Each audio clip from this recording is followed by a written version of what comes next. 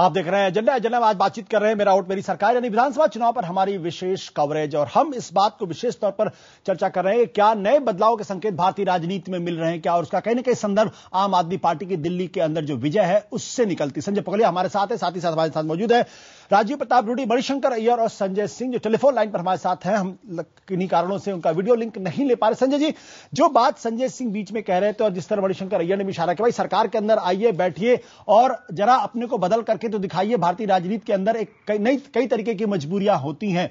क्या यह राजनीति की मजबूरी है क्या, या राजनेताओं ने समझ रखा है कि राजनीति इसी तरीके से होती है? क्या देश वाकई नए बदलाव की तरफ तैयार है? नहीं, देश बिल्कुल बदलाव के लिए तैयार है और राजनीति में रह करके मोटे तौर पर ईमानदार रह करके विधायक के रूप में अच्छा काम किया जा सकता है।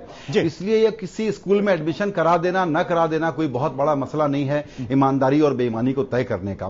लेकिन आशुतोष, जिस एक बात पर चर्चा नहीं हो रही है जनरल मीडिया में, जिसको मैं हाईलाइट करना चाहूंगा, वो है कि आम आदमी पार्टी का आर्थिक नजरिया क्या है। मैं इसको ऐसे देखता हूं कि करप्शन वाला मुद्दा बहुत अच्छा लिया है, लोकतंत्र की सलवटों को दूर करने के लिए इन्होंने बहुत इंफैटिक डिलीवरी दी है। लेकिन ये टैक्ट है, ये स्ट्रेटजी है, आइडियोलॉजी पता नहीं हमको, और आइडियोलॉजी भी छोड़िए, पॉलिसीज नहीं पता। सवाल ये है कि क्या ये लेफ्ट लीनिंग हैं और प्राइवेट एंटरप्राइज को पसंद नहीं करते, और अगर नहीं करते तो रोजगार कैसे क्रिएट करेंगे? क्या इनको ये भरोसा है कि इस देश में ग्रोथ को बढ़ाने के लिए एक ऐसा आर्थिक खाका होना चाहिए जिसके बारे में हमको जानकारी हो, हम आश्वस्त हों? तो ये जिस जगह से आ रहे हैं, अभी आर्थिक नीतियों पर जब बात आएगी, और चूंकि ये आप जो कह रहे हैं उस पर बहुत जरूरी बात मैं बताना चाहता हूं कि विधानसभा में इनको चक्कर में इसलिए भी नहीं पड़ना है कि लोकसभा चुनाव इनको लड़ना है। बहुत अच्छी बात है, एक बड़े दबाव ग्रुप के रूप में लोकसभा में आने का इनका प्रयास होगा। इसीलिए आर्थिक नीतियों पर सवाल पूछना इनसे लाजमी बनता है कि इनका आर्थिक नजरिया क्या है। इसलिए ये सब जवाब चाहिए होंगे कि एक मुकम्मल पार्टी, पॉलिटिकल पार्टी के रूप में आप पॉलिटिकल प्रोसेस को बदलने के लिए आए हुए हैं। बिल्कुल संजय जी, वैसे तो मेरा कार्यक्रम है, एजेंडा मैं सेट करता हूं, लेकिन आप हमारे बॉस रह चुके हैं और एडिटर हैं, इसलिए आपको एजेंडा जो आपने सेट किया, संजय जी इसका जवाब देना चाहिए। क्योंकि बहुत सारे लोग ये कहते हैं कि भाई आप एक ऐसी पार्टी है जो दरअसल कहीं ना कहीं एक मुद्दे की पार्टी, भ्रष्टाचार के खिलाफ। संजय जी ने बहुत मौजूद सवाल किया, भाई आपकी आर्थिक नीति क्या है, आपकी सामाजिक नीति क्या है, आप कहां खड़े हैं? वामपंथी आर्थिक नीति के बारे में बात करेंगे या बाजारवादी नीति के बारे में बातचीत करेंगे? आप लेफ्ट है, राइट है, सेंटर है, क्या है? इसका जवाब देना चाहेंगे तो बेहतर होगा संजय।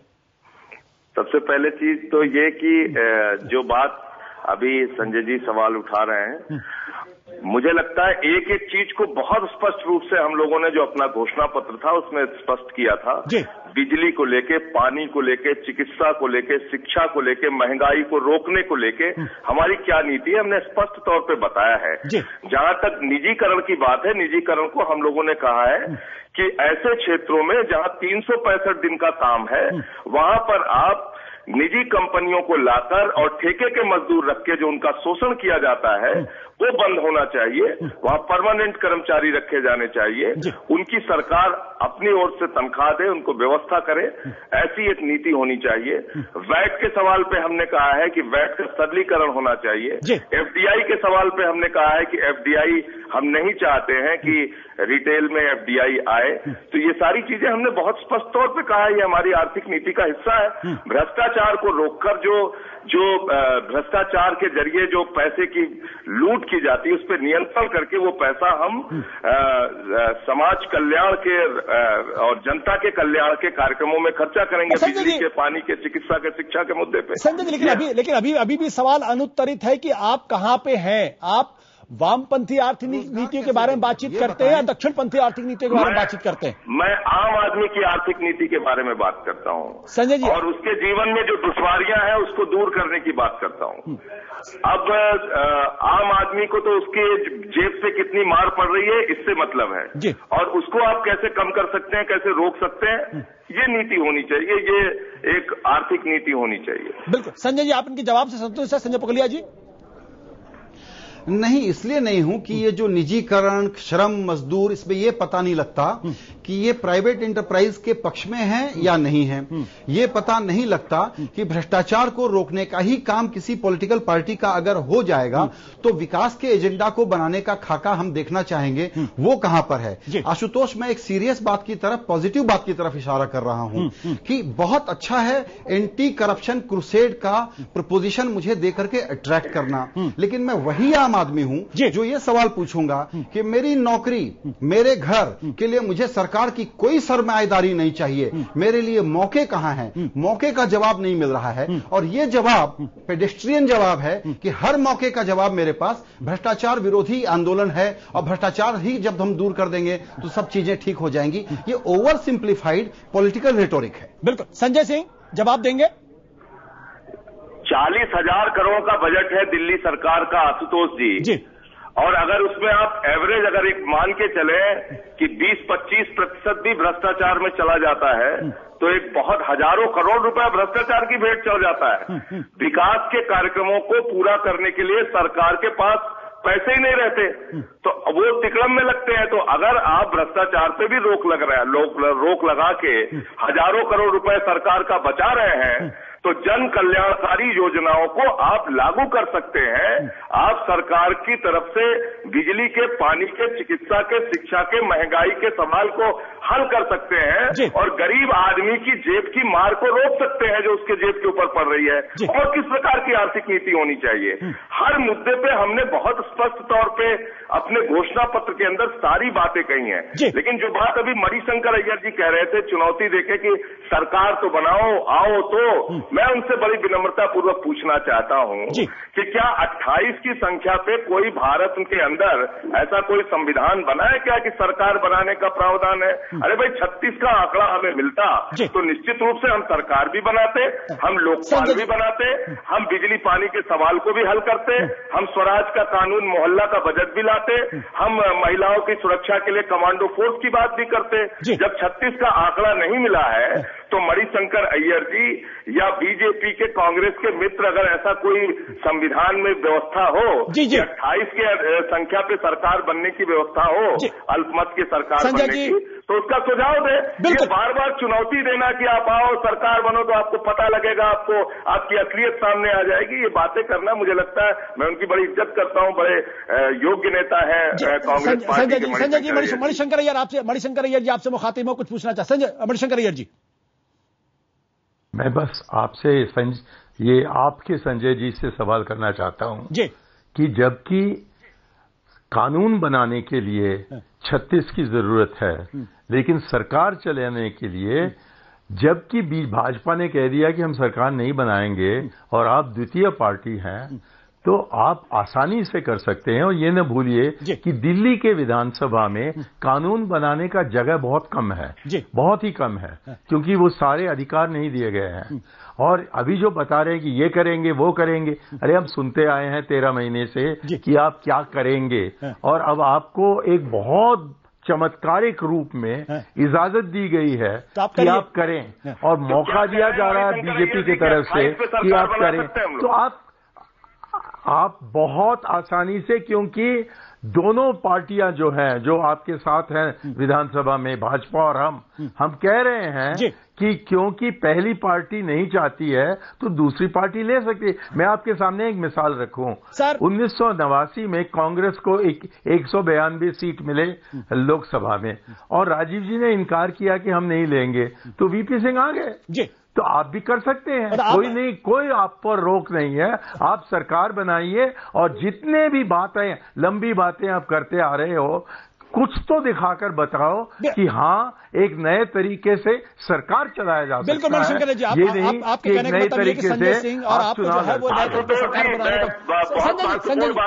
संजय जी, मैं आपके पास आ रहा हूं, लेकिन राजू प्रताप रूडी जी बहुत देर से शांत बैठे हुए, मैंने सवाल नहीं पूछा। राजू जी, जो बातें मणिशंकर अय्यर जी कह रहे हैं या संजय पुगलिया कह रहे हैं, क्या दरअसल वही राजनीति की एक दिशा है कि भाई ये कहना तो बहुत आसान है, लेकिन वाकई में अगर आम आदमी पार्टी गैर स्थापित तरीके से राजनीति को देखने की कोशिश कर रही है तो उसमें गलत क्या है? अगर वो कहते हम नहीं बनाना चाहते सरकार तो उसमें गलत क्या है? राजू प्रताप रूडी जी।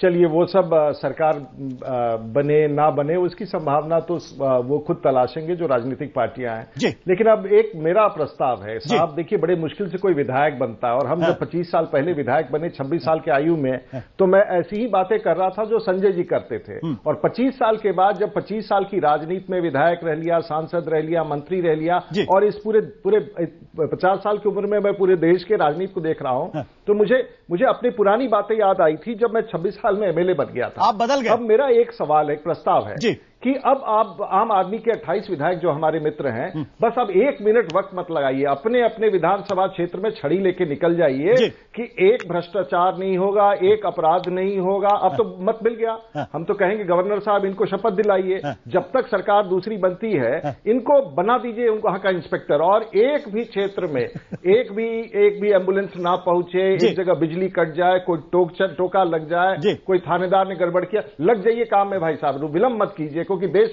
दिल्ली की जनता आपका इंतजार कर रही है, हम भी आपके साथ हैं। तो इसमें अब बिल्कुल मत एकदम देरी मत कीजिए साहब, इंस्पेक्टर अब दिल्ली को दुरुस्त करना है, दुरुस्त कीजिए, अब इसमें वक्त मत लगाइए भाई साहब।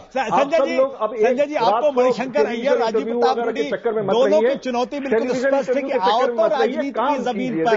देखिए आम आदमी पार्टी को बड़ी आस्था के साथ सब लोगों ने, हमारे भाई साहब ब्यूरोक्रेट है उन्होंने भी दिया, मैं तो एक सांसद को जानता हूं जो हमारे सहयोगी थे उन्होंने आपको दिया, सबने दिया है। अब वक्त विलंब मत कीजिए, अब लग जाइए काम में, रात को मत बैठिए, दिन को मत बैठिए, और भ्रष्टाचार जो इस देश में है कम से कम अपने विधानसभा क्षेत्र में खत्म कीजिए और छड़ी लेके घूमते रहिए, कहीं पकड़ा जाए कोई अपराधी, कहीं पकड़ा जाए कोई थानेदार, कहीं पकड़ा जाए कोई ऑटो रिक्शा वाला गरीब कहीं पकड़ा जाए कोई बोलेंगे क्या, थोड़ा जवाब भी सुन लीजिए अपनी बात का, आपकी प्रश्न में समझ गया। जी बिल्कुल आप बिल्कुल सही कह रहे हैं। और आप बहुत विलंब हो रहा है, टीवी आज विधायक दल की जो मीटिंग हुई है, पहले सुन तो लीजिए आप।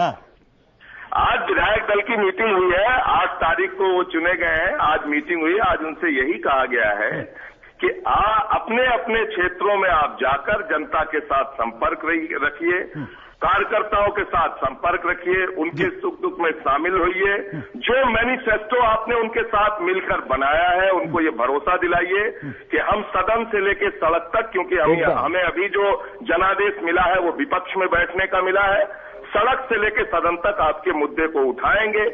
तो आप किस तरीके की बात कर रहे हैं मुझे समझ में नहीं आ रहा है। हम तो लगातार हमें समझ में आ रहा है, कल चुनाव हुआ, आज हमने बुला के अपने सारे विधायकों को यही निर्देश दिया और फिर जीते हुए नहीं, हारे हुए वक्त खराब करे, जनता आपकी इंतजार कर रही है, आपका वोटर उत्साही है, आपके वोटर ने आपको जिताया है, अब सड़क पर घूमते रहिए 24 घंटा। कहीं कोई ऑटो रिक्शा वाला भाई कोई अगर किसी पैसेंजर से ज्यादा पैसा ले, कोई बस कंडक्टर मिसबिहेव करे, कहीं कोई आपके क्षेत्र में एकदम गड़बड़ी नहीं होना चाहिए भाई साहब। अब आपके क्षेत्र में एक गड़बड़ी नहीं होनी चाहिए क्योंकि जनता ने आपको वोट दिया।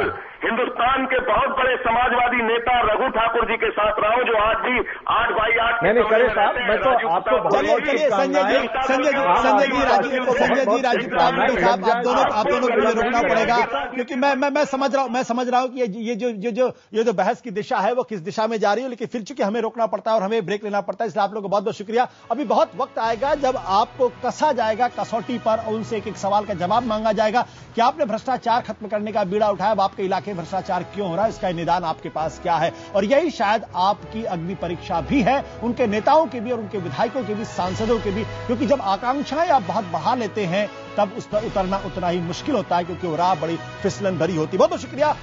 छोटे से ब्रेक का ब्रेक के बाद लौटेंगे तो हम आपको बताएंगे IBN 7 में किस तरह की खबरों का सिलसिला चलता रहेगा।